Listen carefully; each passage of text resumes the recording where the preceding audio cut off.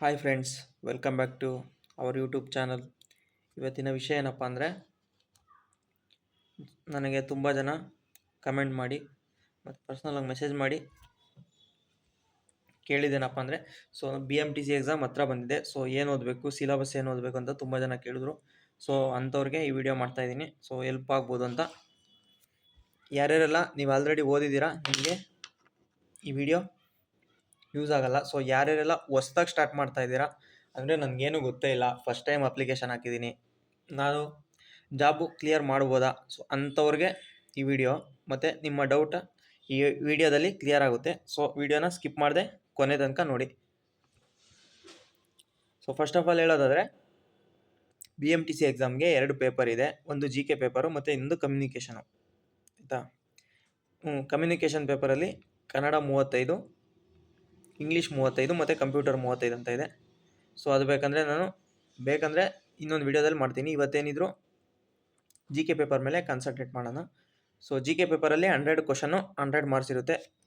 ನೀವು ಮೇಯ್ನು ಏನು ಓದಬೇಕಂದ್ರೆ K E ಎಗೆ, ಆಯಿತಾ, ಫಸ್ಟು ಯಾವ್ದು ನೀವು ಈ B M T C exam ಒಂದೇ ಅಲ್ಲ, ಯಾವುದೇ ಎಕ್ಸಾಮ್ ತೊಗೊಂಡ್ರು ಕೂಡ ಆ ಹಿಂದೆ ನಡೆಸಿರೋ ಅಂಥ ಓಲ್ಡ್ ಕ್ವಶನ್ ಪೇಪರೇ ನಮಗೆ ಮೇನ್ ರೋಡ್ ಮ್ಯಾಪ್ ಆಗುತ್ತೆ. ಆಯಿತಾ? ಯಾವ ಏರಿಯಾಯಿಂದ ಕ್ವಶನ್ಸ್ ಬರ್ತಾ ಇದೆ, ನಾವು ಯಾವ ಏರಿಯಾನ ಹೆಚ್ಚು ಫೋಕಸ್ ಮಾಡಬೇಕು ಅಂತ ಗೊತ್ತಾಗೋದೇ ಓಲ್ಡ್ ಕ್ವಶನ್ ಪೇಪರಿಂದ. ಅದಕ್ಕೋಸ್ಕರ ನಾನು ಕೆ ಇ ಎಗೋಸ್ಕರನೇ ಓಲ್ಡ್ ಕ್ವಶನ್ ಪೇಪರ್ದು ಬುಕ್ ಇದೆ. ಇನ್ನೂ ನಿಮಗೆ ಟೈಮ್ ಇದೆ. ಇನ್ನೂ ಜುಲೈ 14ನೇ ತಾರೀಕು H K B M T C exam. ನಾನ್ ಎಚ್ ಕೆದು ಬಂದು ಸೆಪ್ಟೆಂಬರ್ 1ನೇ ತಾರೀಕಿದೆ. ಯಾರ್ಯಾರೆಲ್ಲ ಇನ್ನೂ ಏನೂ ಪ್ರಿಪೇರೇ ಆಗಿಲ್ಲ, ತುಂಬ ಭಯ ಆಗ್ತಿದೆ ಅನ್ನೋರಿಗೆ ನಾನು ಸಜೆಸ್ಟ್ ಮಾಡೋದೊಂದೇ, ಈ ಬುಕ್ ಇದೆ ನೋಡಿ, ಕೆ ಇ ಎ ವಿವರಣ ಸಹಿತ ಪ್ರಶ್ನೋತ್ತರ ಮಾಲಿಕೆ ಅಂತ. ಫಸ್ಟ್ ಟೈಮ್ ಬಂದಿರೋದು, ಅಥವಾ ನೀವೆಲ್ಲೇ ಹುಡುಕಿದ್ರು K E A old question paper ಸಿಗ್ತಾ ಇಲ್ಲ. ಆಯಿತಾ? ಮಾರ್ಕೆಟಲ್ಲಿ ಬಂದಿದೆ ಒಂದು ಬುಕ್ಕು. ನೋಡಿದೆ, ನಾನು ನೋಡಿನೇ ನಾನು ನಾನು ನಿಮ್ಗೆ ಹೇಳ್ತಾ ಇರೋದು. ನಾನು ನೋಡ್ದೇ ಯಾವುದು ಹೇಳಲ್ಲ. ಆಯಿತಾ? 14 ಪೇಪರ್ ಇದೆ, ರೀಸೆಂಟಾಗಿ ನಡೆದಿರೋದು. ಅದನ್ನು ಹಳೆ ಪೇಪರ್ಸ್ ಏನಲ್ಲ, 2022, 23ರಲ್ಲಿ ನಡೆದಿರೋಂಥ ಪೇಪರ್ಸ್ ಇದೆ. ನೀವು 14 ಪೇಪರ್ಸ್ನ ನೀವು ತೊಗೊಂಡು ಬಿಡಿಸಿದ್ರೆ ನಿಮಗೆ ಒಂದು ಐಡಿಯಾ ಬರುತ್ತೆ ಯಾವ ಏರಿಯಾಯಿಂದ ಹೆಚ್ಚು ಕ್ವಶನ್ಸ್ ಬರ್ತಾ ಇದೆ ಅಂತ. ಮತ್ತು ಇದೇ ಕ್ವಶನ್ಸು ಕಾಪಿ ಪೇಸ್ಟ್ ಆಗೋ ಚಾನ್ಸಸ್ ಮತ್ತು ತುಂಬ ಇರುತ್ತೆ. ಮತ್ತು ಆ ಕ್ವಶನ್ನು, ಫಾರ್ ಎಕ್ಸಾಂಪಲ್, ಮೈಸೂರು ಸಾಮ್ರಾಜ್ಯ ಚಿಕ್ಕದೇವರಾಜ ಒಡೆಯರ್ ಬಗ್ಗೆ ಕ್ವಶನ್ಸ್ ಬಂದಿದೆ ಅಂದರೆ, ನೆಕ್ಸ್ಟು ಪೇಪರಲ್ಲೂ ಕೂಡ ಅವ್ರ ಬಗ್ಗೆನೇ ಬೇರೆ ಏನಾದರೂ ಕ್ವಶನ್ಸ್ ರೈಸ್ ಆಗೋ ಚಾನ್ಸಸ್ ತುಂಬ ಇರುತ್ತೆ.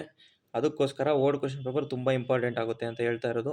ಮತ್ತು ಅವ್ರ ಬಗ್ಗೆ ಇವಾಗ ಒಂದು ಕ್ವಶನ್ ಇದೆ ಅಂದರೆ ಅದಕ್ಕೆ ಫುಲ್ ಎಕ್ಸ್ಪ್ಲನೇಷನ್ ಕೂಡ ಇದೆ, ಚೆನ್ನಾಗಿದೆ. ನೀವು ಇದು ತೊಗೊಂಡು ನೀವು ರೆಫರ್ ಮಾಡ್ಬೋದು. ಮ್ಯಾಕ್ಸಿಮಮ್ ಐ ಥಿಂಕ್ ಈ ಬುಕ್ಕಿಂದನೇ ನಿಮಗೆ 30 to 40 ಕ್ವಶನ್ ಒಂದೇ ಬುಕ್ಕಲ್ಲಿ ಕವರ್ ಆಗುತ್ತೆ ಅಂತ ಅಂದ್ಕೊಂಡಿದ್ದೀನಿ.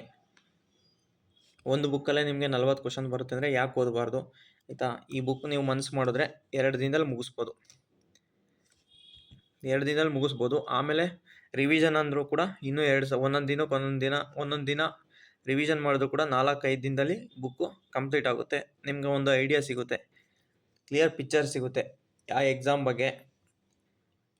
ಯಾರ್ಯಾರೆಲ್ಲ ಪ್ರಿಪೇರ್ ಆಗ್ತಾ ಇದ್ದೀರಾ, ದಯವಿಟ್ಟು ಓಲ್ಡ್ ಕ್ವಶನ್ ಪೇಪರ್, ನಾನು ಇದೊಂದೇ ಬುಕ್ ಅಂತ ಹೇಳ್ತಿಲ್ಲ, ನಿಮ್ಮ ಹತ್ರ ಕ್ವಶನ್ಸ್ ಪೇಪರ್ ಇದ್ದರೂ ಕೂಡ ಅದು ತೊಗೊಂಡು ಮತ್ತೆ ನೀವೇ ಹೊಸ್ದಾಗಿ ನೋಟ್ಸ್ ಮಾಡಬೇಕಾಗುತ್ತೆ. ಮತ್ತು ಆ ಸುತ್ತಮುತ್ತ ಇರೋ ಪಾಯಿಂಟ್ಸು ನೀವು ತೊಗೊಂಡು ಕಲೆಕ್ಟ್ ಮಾಡೋಕ್ಕೆ ನಿಮ್ಮ ಹತ್ರ ಟೈಮ್ ಇಲ್ಲ. ಅದಕ್ಕೋಸ್ಕರ ಹೇಳ್ತಾ ಇರೋದು, ಈ ಬುಕ್ಕಲ್ಲಿ ಎಲ್ಲ ಕವರ್ ಮಾಡಿದ್ದಾರೆ, ತುಂಬ ಚೆನ್ನಾಗಿದೆ. ತೊಗೊಂಡು ಓದಿದ್ರೆ ನಿಮ್ಗೆ ಹೆಲ್ಪ್ ಆಗ್ಬೋದು ಅಂತ ಹೇಳ್ತಾ ಇರೋದು. ಮತ್ತು ಇದು ಬಿಟ್ಟರೆ 15 ಕ್ವಶನ್ ಮೆಂಟಲ್ ಎಬಿಲಿಟಿಯಿಂದ ಫಿಕ್ಸಾಗಿ ಬರುತ್ತೆ. ಮೆಂಟಲ್ ಎಬಿಲಿಟಿ ಔಟ್ ಮಾಡಬೇಕು. ಯಾರ್ಯಾರೆಲ್ಲ ಕಮ್ಯುನಿಕೇಷನ್ ಪೇಪರು ನಿಮಗೆ ಟಫ್ ಅನ್ನಿಸ್ತಾ ಇದೆ, ಇಂಗ್ಲೀಷು, ಕನ್ನಡ ಮೀಡಿಯಮ್ಮು, ನನಗೆ ಇಂಗ್ಲೀಷ್ ಬರಲ್ಲ ಅನ್ನೋರು ಆದಷ್ಟು ಜಿ ಕೆ ಪೇಪರಲ್ಲಿ ಸ್ಕೋರ್ ಮಾಡ್ಕೊಳ್ಳಿ, ನಿಮಗೆ ತುಂಬ ಹೆಲ್ಪ್ ಆಗುತ್ತೆ. ಆಯಿತಾ? ಜಿ ಕೆ ಪೇಪರಲ್ಲಿ ನೀವು ಎಷ್ಟು ಸ್ಕೋರ್ ಮಾಡ್ತೀರೋ ಅಷ್ಟು ನಿಮಗೆ ಹೆಲ್ಪ್ ಆಗುತ್ತೆ. ಕಮ್ಯುನಿಕೇಷನ್ ಪೇಪರು ನನಗೆ ಕಷ್ಟ ಆಗ್ತಿದೆ ಅಂತ ಹೇಳೋರು, ಆಯಿತಾ, ಇಲ್ಲ ಪರವಾಗಿಲ್ಲ, ನಾನು ಕಮ್ಯುನಿಕೇಷನ್ ಪೇಪರ್ ಚೆನ್ನಾಗಿ ಮಾಡ್ತೀನಿ ಅನ್ನೋರಿಗೆ ಏನು ತೊಂದರೆ ಇರೋಲ್ಲ. ನಾನು ಹೇಳ್ತಾ ಇರೋದು ಪ್ಯೂರ್ಲಿ ಯಾರ್ಯಾರೆಲ್ಲ ಕನ್ನಡ ಮೀಡಿಯಮ್ ಸ್ಟೂಡೆಂಟ್ಸ್ ಇದ್ದೀರಿ, ಯಾರ್ಯಾರಿಗೆಲ್ಲ ಇಂಗ್ಲೀಷ್ ಪ್ರಾಬ್ಲಮ್ ಆಗ್ತಿದೆ ಅಂಥವ್ರು ಜಿ ಕೆಲಿ ಆದಷ್ಟು ಮ್ಯಾಕ್ಸಿಮಮ್ ಎಷ್ಟಾಗುತ್ತೋ ಅಷ್ಟು ಸ್ಕೋರ್ ಮಾಡ್ಕೊಳ್ಳೋಕ್ಕೆ ಟ್ರೈ ಮಾಡಿ. ಆಯಿತಾ? ಈ ಸ್ಟ್ರಾಟಜಿ ಯೂಸ್ ಮಾಡಿ, 100% ವರ್ಕೌಟ್ ಆಗೇ ಆಗುತ್ತೆ. ಆಯಿತಾ? ಏಕೆಂದರೆ ಅವನು ಇವಾಗ ಈ ಏರಿಯಲ್ಲಿ ಕೇಳ್ತಾ ಇದ್ದಾನೆ ಅಲ್ಲೇ ಕೇಳ್ತಾನೆ, ಅದು ಬಿಟ್ಟು ಔಟ್ ಆಫ್ ಸಿಲೆಬಸ್ ಹೋಗೋಕ್ಕೆ ಚಾನ್ಸೇ ಇಲ್ಲ. ಆಯಿತಾ?